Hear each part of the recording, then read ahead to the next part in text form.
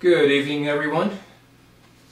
I'm Brian Trumbore with your nightly review for Wednesday, January 9th. Hall of Fame, Baseball Hall of Fame vote came in a couple hours ago. We'll get into that.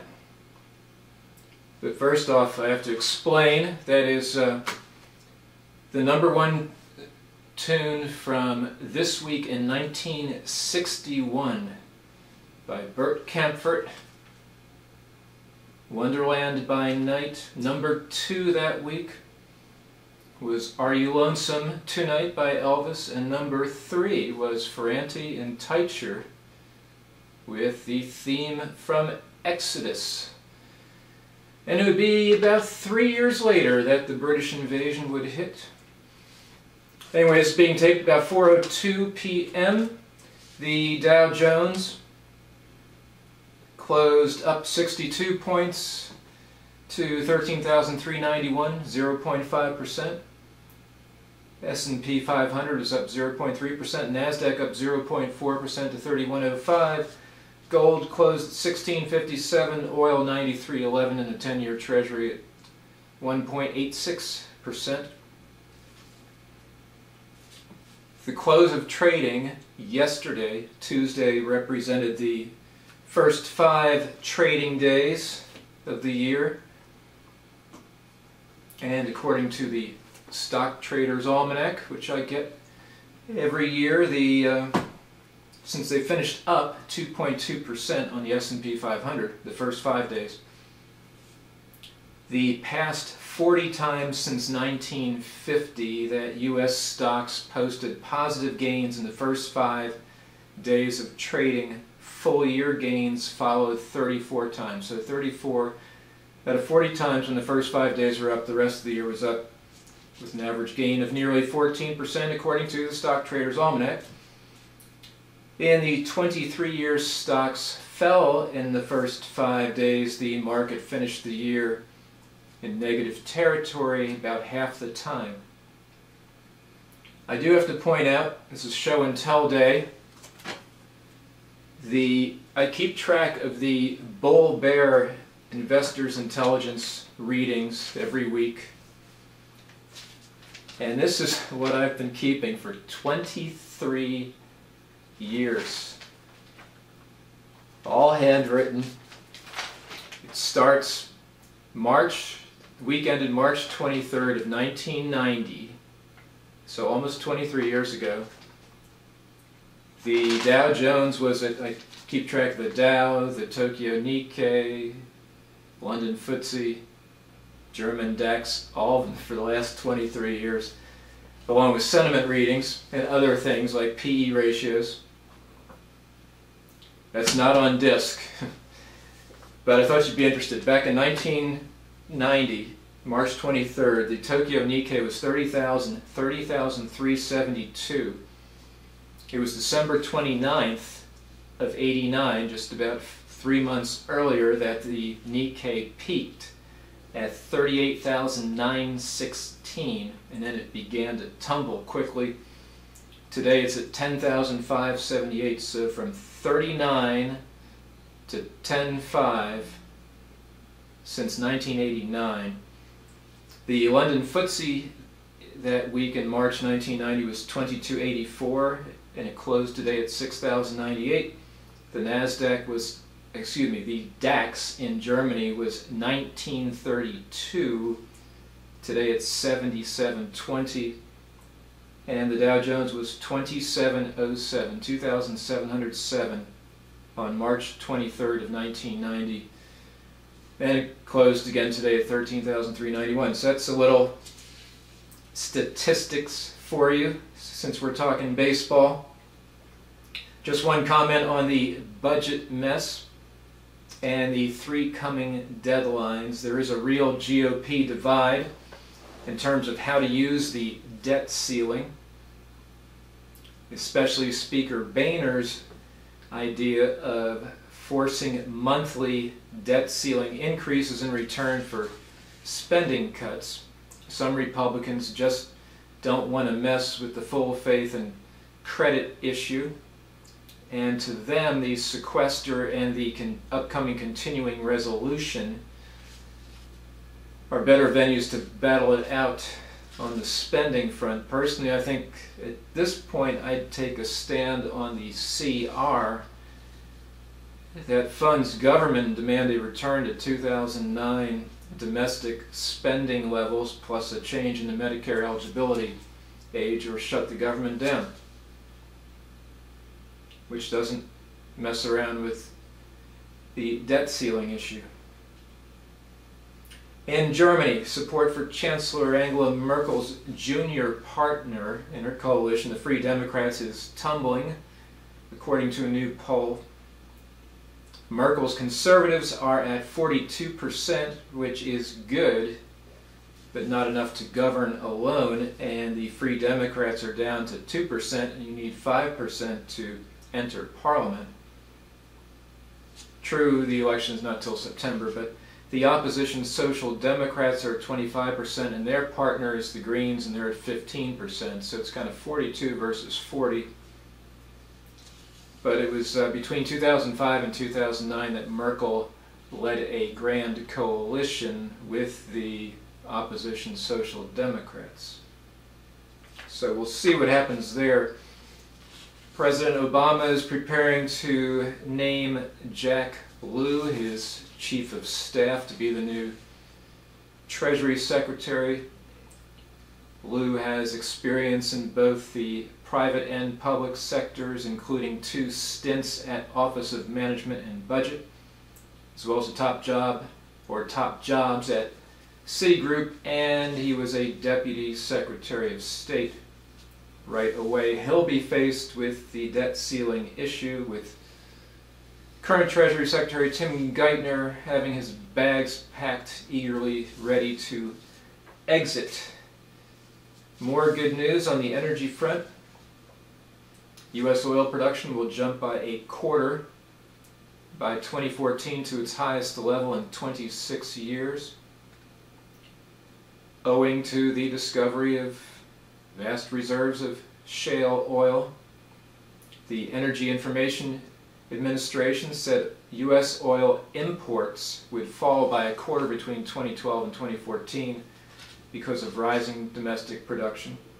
Imports have been falling since 2005, when they stood at 12.5 million barrels per day. By 2014, they will have halved to 6 million barrels, according to the EIA. Domestic production, which stood at 6.4 million barrels last year, will rise to 7.9 million barrels next year, the highest level since 1988. In Venezuela, the Supreme Court said Thursday tomorrow's inauguration of Hugo Chavez can legally be postponed, affirming a request by Chavez himself to do so. According to the National Assembly, where legislators voted to give him as much time as he needs to recover from his 4th cancer surgery. He has not been seen in public in over a month. I get the impression he's on a respirator. The opposition says a constitutional crisis has arisen, and of course it has. Tomorrow's going to be an interesting day. There could be protest on both sides, a pro-Chavez rally, and the opposition could lead some protest, or it might wait a few more days. In Syria, according to the Pentagon and satellite imagery, the Syrian regime has dozens of 500-pound bombs being armed with sarin nerve gas. The bombs were being loaded onto vehicles near Syrian air bases and could be airborne within 2 hours if Bashar Assad gave the order. President Obama has been apprised, supposedly, according to the New York Times. Obama found out in early December, which is why he issued the warning of consequences should Assad be stupid enough to use the weapons. But some activists, now this is according to the Daily Telegraph, some activists with sources in the Syrian government said Assad was prepared to use the bombs, the chemical, the sarin gas on parts of Aleppo, which you know is the second largest city, from which civilians had fled. Let me attempt to explain why I think Syria is important, if I haven't already. Why President Obama's failure to act is one of the great mistakes of American foreign policy. We gave up our chance to influence the new government, whatever form it takes.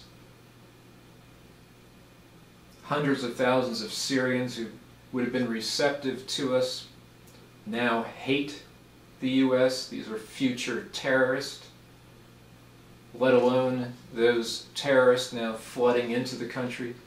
It's just a colossal failure and tragedy, and I'm tired of President Obama getting a free pass on it. In Afghanistan, regarding Afghanistan, some in the White House are arguing for a force post-2014 and the ending of the formal mission of just 2,500 troops, which is absurd. It means, as I think it was Max Boot who pointed out a few weeks ago, that you can't do anything outside of Kabul, and the Taliban's heartland is in southern Afghanistan, which was the point of Obama's surge in 2009 and 2010, the whole Kandahar region. Well, let's talk a little baseball. So we were waiting for the vote, and to refresh your memory, the first-timers were Craig Biggio, key first-timers, Mike Piazza, Curt Schilling, Roger Clemens, Barry Bonds, and Sammy Sosa, and of course Bonds, Clemens, and Sosa were under the microscope because it's the first opportunity to vote on them in the whole steroids era. Nobody got the 75% required for enshrinement. Biggio came closest at 68.2. Jack Morris, who some like myself believes to be, or I believe should be in the Hall of Fame.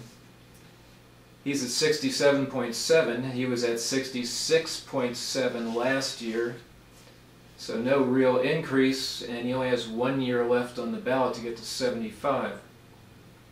Jeff Bagwell, 59.6, Piazza, 57.8. Right, Mike? Yeah, you happy with that? That's should be. There's the real Hall of Famer. Tim Raines, 52.2. Lee Smith, who has just 4 years left, the great reliever, 47.8. He was at 50.6 last year, not a good sign. Curt Schilling and his 11-2 postseason record, phenomenal, 38.8. But here was the key. Roger Clemens, 37.6. Barry Bonds, 36.2. The scathing indictment. Various polls before the ballot had Clemens and Bonds in the mid-40s. That's where I thought they would end up. I thought Biggio and Morris would get in. And Sammy Sosa came in at 12.5, exactly as expected according to one of the polls. Mark McGwire, in his 7th year, fell from 19.5% to 16.9%. You need 5% to stay on the ballot. And Rafael Palmeiro, in his 3rd year, went from 12.6% to 8.8%. In 2014, the problem for Jack Morris in particular, with just 1 year left, is you have Tom Glavine, Greg Maddux, and Frank Thomas on the ballot. And then in 2015, you have Randy Johnson, Pedro Martinez, and John Smoltz. But it's going to be interesting next couple of years to see what happens with Clemens and Bonds. By the way, I'm wearing the Juan Marichal jersey. Growing up, my first real year following baseball hardcore was 1967 when I was 9. So I miss Sandy Koufax, who retired in '66, though I did see him on television. I have memories back to '65. But my three favorite pitchers growing up were Tom Seaver, Juan Marichal, and Bob Gibson. And I do have to show you that, since it's show and tell day, that was one number 7 in New York, and I saw Mickey Mantle's 500th home run in person at Yankee Stadium. But here's the other number 7, Ed Kranepool. This is a very famous Ed Kranepool tumbler sold in 1966 at Esso gas stations. And the Trumbore family picked up a few tumblers. Kranepool was my favorite at the time, pre-Seaver. My brother got Ron Hunt. He still has his 46 years later. And finally, Catherine Webb, A.J. McCarron's girlfriend, was on the Today Show and said that the media was being too hard on Brent Musburger for his comments on her rather obvious beauty. I totally concur, and that's the last word on that, as she keeps trending higher. I'll be back with you on Thursday. Keep the men and women of our armed forces in your thoughts and prayers. Take care.